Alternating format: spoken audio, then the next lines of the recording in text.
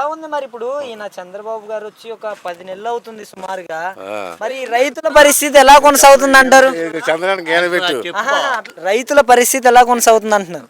రైతుల పరిస్థితి ఏంది, మందులు తాగే పరిస్థితికి వచ్చింది. ఏముంది, ఎందుకని అంటారండి? ఎందుకేముంది, ధరలు వేయండి. కూలి చూడకపోతే 600-700 800 చెబుతుంటే ఇంకా కూలి వాళ్ళకి పోయాక ఏముంటాయి, ఇంకా మందులు దాకా. అంటే ఎంత ఇప్పుడు ప్రతి పంటకి ధర లేకుండానే అయిపోయిందా? ఉందండి ధర. పొగాకు పోతే అది అంటే ఉంది, ఇది అంటే ఉంది. ఇంకేముంది, పండించేది మేము 2 పంటలు ఏడా, ఇంకా 2 పంటలు ఎట్నే ఉన్నాయి. ఇంక సుఖం ఏముంది. ఇటు వేసేది ఎక్కువ పొగాకు లేదా మిర్చి. మా కోతులు పోడు. రెండోది వేయది కాదు. వరి అలాంటివి ఏం మాట్లాడే పని లేదు, కంది లేదు, ఏమి లేదు. పొగాకు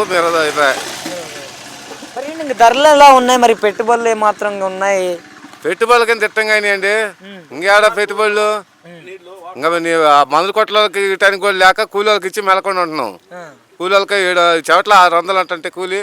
మిరగాయలకు 600 ఇస్తే కోత ఉంటున్నారు, కొయ్యమంటున్నారు. లేకపోతే డిమాండ్ చేస్తున్నారు. ఇస్తానంటేనే వస్తాం, లేదా అంటున్నారు. లేకపోతే